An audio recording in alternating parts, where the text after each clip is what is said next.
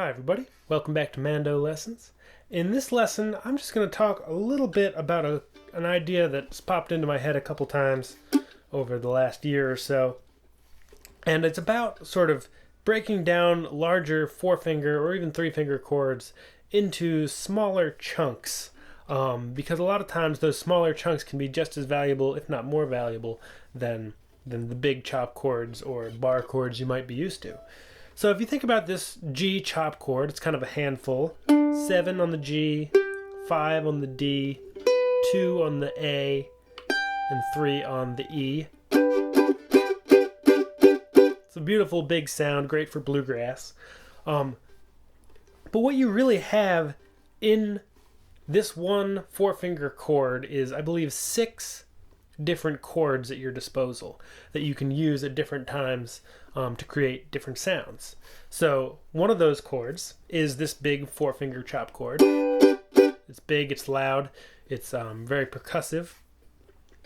You can also use just the sort of the lowest in pitch 3 set strings, so strings 4, 3, and 2,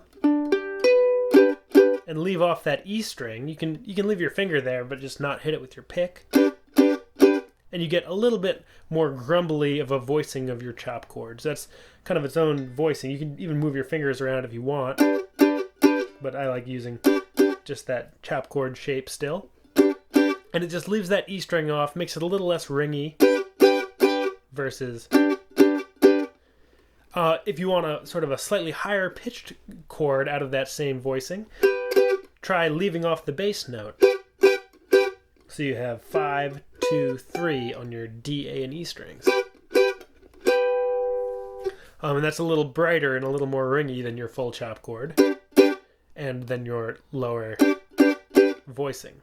So that's 3 chords. You got full chop, and just G, D, and A, and just D, A, and E. And you can take that idea one step further and play 2-string chords, or double stops, whatever you want to call them. On your G and D strings, you have 7 and 5, a D and a G. Nice and low sounding. You've got your mid-range, which is D and A strings, 5 and 2. Nice middle of the road sound. And then your high twinkly notes on your A and E. A nice little 2nd fret, 3rd fret double stop.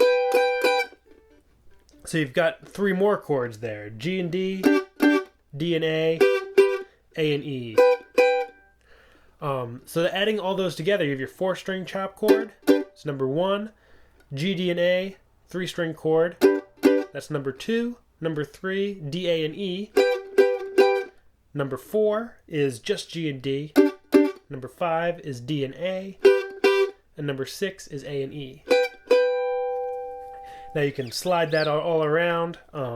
Similar sort of thing if you're using, let's say, an A major bar shape. We have 2, 2, 4, 5. And it's all a matter of your right hand and what strings you're hitting. So you can play the full chop chord, or bar chord. You can play just the G, D, and A strings. You can play just the D, A, and E strings, just the G and D, just the D and A, and just the A and E. Again, 6 chord shapes out of 1 bar chord shape. Excuse me. So, and a lot of the time, often I will play 3-string chords. I prefer 3-string chords over 4-string chords. And if I'm playing bluegrass or even accompanying a fiddle tune, things like that, I'll often leave off the E string just because I feel like often if the melody's up here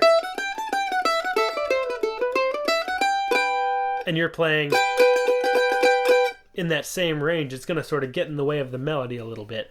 Whereas if the melody's up here and you're down here playing on your G and D strings, you're going to leave a lot more space for the melody, and everything's going to, in my ears, sound a little better, a little more separated, and you won't be stepping on another instrument's toes and getting in their sonic space. So that's all for now. Just a quick little lesson. Practice using your right hand. You know, you can keep your left hand right where it is and just playing 2-string chords, 3-string chords, 4-string chords, trying to get all those options and then using them at different times in your music. I hope this is helpful. Lots more lessons over at mandolessons.com. Hope to see you over there and see you again soon. Thanks. Bye-bye.